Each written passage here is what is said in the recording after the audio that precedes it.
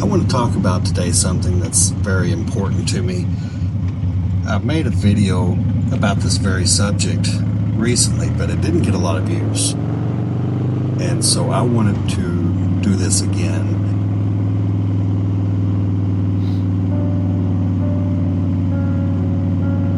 Maybe we'll get out there to more viewers, not because I want or need the views, but because I think it needs to reach more people.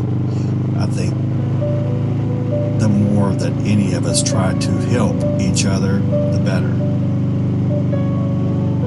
You ever notice how riding a motorcycle gives you space to think?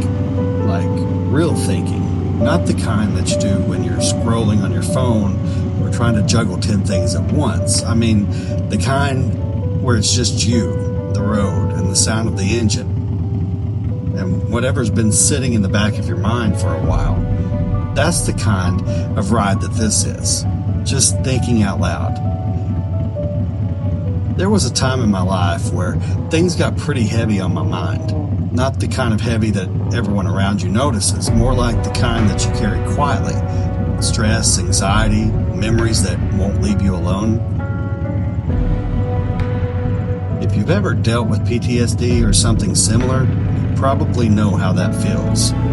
Sometimes your brain just doesn't give you a break. The strange thing about mental struggles is how invisible they usually are.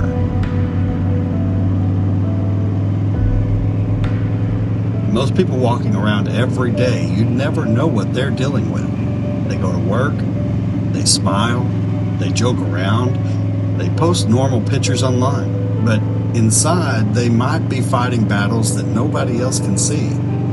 Riding through parts of a city like this sometimes reminds me of that. You see rough streets, older buildings, places that look like they've taken some hits over the years, but people are still here. Life keeps happening. People keep going. And honestly, sometimes that's what survival looks like.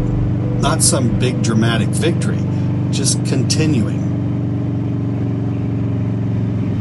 Just waking up the next day and putting one foot in front of the other, or 1 mile behind you and heading toward the next one. Motorcycles became something important for me during those harder times, not because they magically fix anything, they don't, but riding gives me something that's hard to find in everyday life. Quiet, space, a little bit of room to breathe. Now, when you're on a bike, you can't really run from your thoughts. At least I can't. The helmet gets quiet, the engine settles into its rhythm, and whatever's going on in your head kind of floats up to the surface. Now, sometimes that's uncomfortable. Sometimes it's exactly what you need. There were plenty of rides where I didn't suddenly feel better. I'd get home and still have the same problems waiting for me, but one thing changed. I moved. I didn't stay stuck. Even if it was just a few more miles down the road. And sometimes movement is enough for that day. Forward is forward, even if it's slow.